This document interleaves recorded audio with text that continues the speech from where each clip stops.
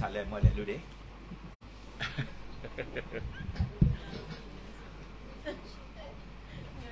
God ni tak ada untuk doktor. Tak apa. Tak ada. Bungkus lagi.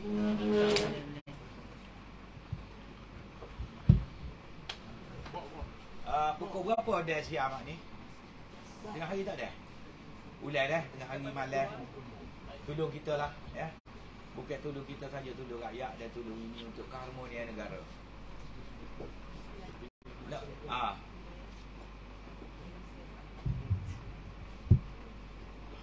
Okey.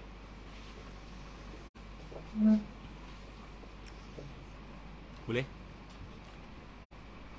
Bismillahirrahmanirrahim. Assalamualaikum warahmatullahi wabarakatuh. Pertamanya saya nak mengucapkan tahniahlah pada Yang Berhormat Ustaz Nasruddin Daud atas pelantikan sebagai Menteri Besar Negeri Kelantan, jawatan yang diimpikan oleh ramai pimpinan politik separti dengannya dalam negeri Kelantan.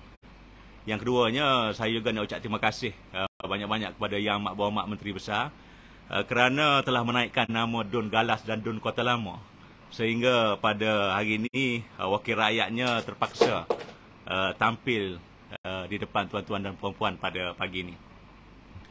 Tujuan diadakan sidang akhbar pada pagi ini adalah merujuk kepada ucapan yang Amat Berhormat Menteri Besar di Dataran Ilmu pada hari pagi Jumaat yang lepas, yang secara terbuka dalam syarahan umum yang secara sedar dan jelas Menteri Besar menamakan dua adun dan juga dua dun yang dimenangi oleh PH dan juga BN sebagai menentang perjuangan Islam. Mewakili 10,742 rakyat galas yang mengundi Barisan Nasional, 9,691 rakyat Kota Lama yang mengundi Pakatan Harapan. Amat tersinggung dengan pernyataan Menteri Besar ini dan saya anggap ia sebagai satu kenyataan yang melampau dan ekstrim. Kenyataan seolah menentang PAS seperti menentang perjuangan Islam, seperti adalah budaya takfiri yang boleh memecah belahkan rakyat dan masyarakat.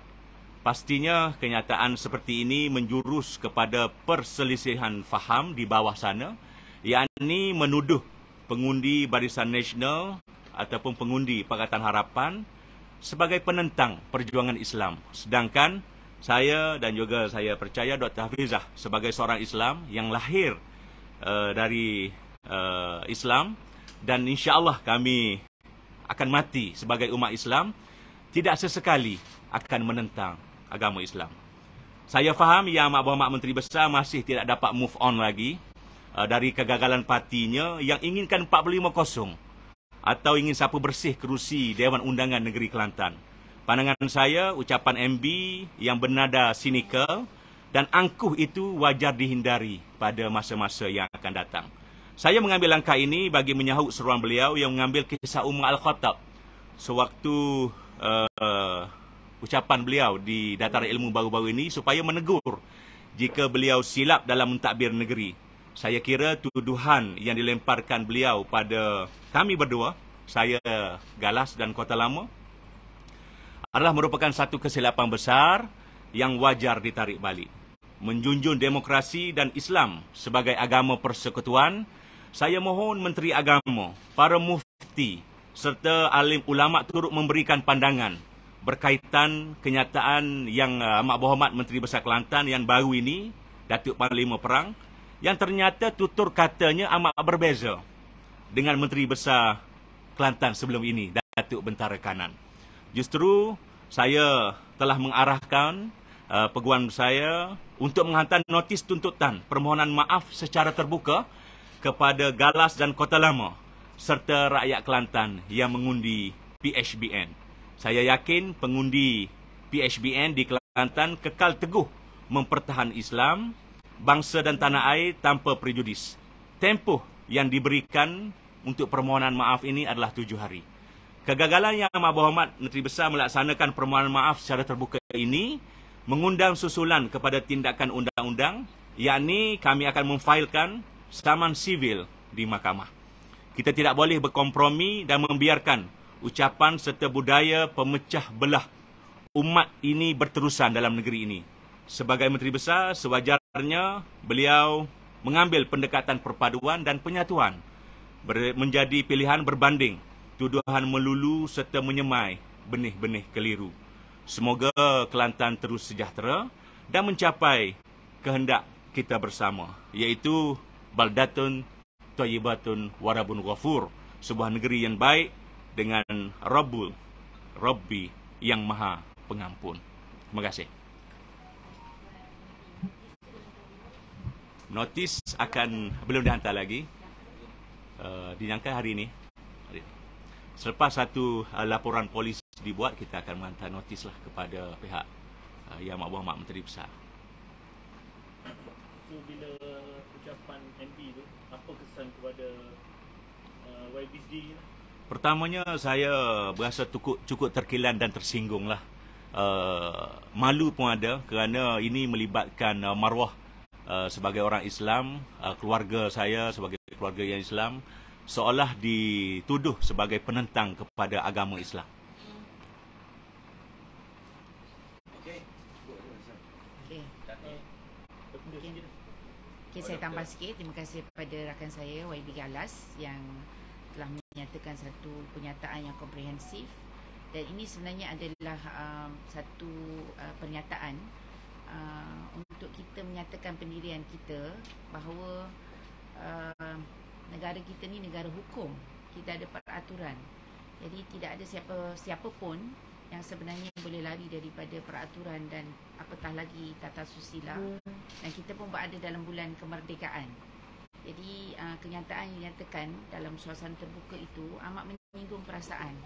Untuk saya sendiri, agaknya kalau ianya personal untuk saya, mungkin siapalah saya dan biasalah kita ni akan dihina begitu rupa.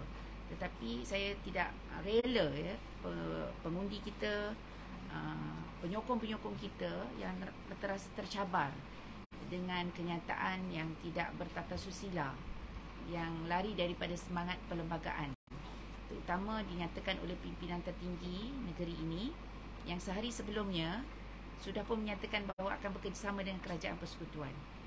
Jadi ini amat bertentangan daripada semangat federalisme, tidak menghormati langsung ya, bahawa dalam negara demokrasi kita ada pilihan rakyat untuk memilih kita sebagai, bagaimana mungkin kami akan melaksanakan tanggungjawab sebagai penyemak dan imbang dalam Dewan dengan ketua peringkat tertinggi memandang kita dengan begitu serong. Dan bagi saya ini adalah khurafat politik, penyelewengan yang besar yang perlu ditentang oleh rakyat, akar umbi rakyat. Itu yang pertama. Keduanya, ini perlu diperbetulkan. Sebab saya nampak kalau ia masyarakat, mungkin tadi YB Syahrudin dah sebutkan tentang alim ulama kita, dia membisu, maka seolah-olah masyarakat kita boleh menerima perkara sedemikian dilakukan oleh pemimpin peringkat tertinggi. Jadi saya bersetuju bahawa kita perlu mengambil tindakan tegas, bahawa kita tidak boleh dipermain-mainkan. Walaupun kami dua dianggap cynical, tetapi kita mewakili rakyat untuk melaksanakan semak dan imbang. Bayangkan kalau kami tak ada, siapa yang akan menyemak dan imbang? Polisi-polisi dasar yang akan memberi kesan langsung kepada kesejahteraan rakyat Kelantan. Jadi terima kasih pihak media yang datang pada hari ini. Kita doakanlah satu kesudahan yang baik. Satu kesudahan yang baik. Ya. Siapa boleh buat kesilapan, tapi yang terbaik adalah orang yang menyatakan maaf dan kita move on untuk memperbaiki atau menambah kesejahteraan negara ini.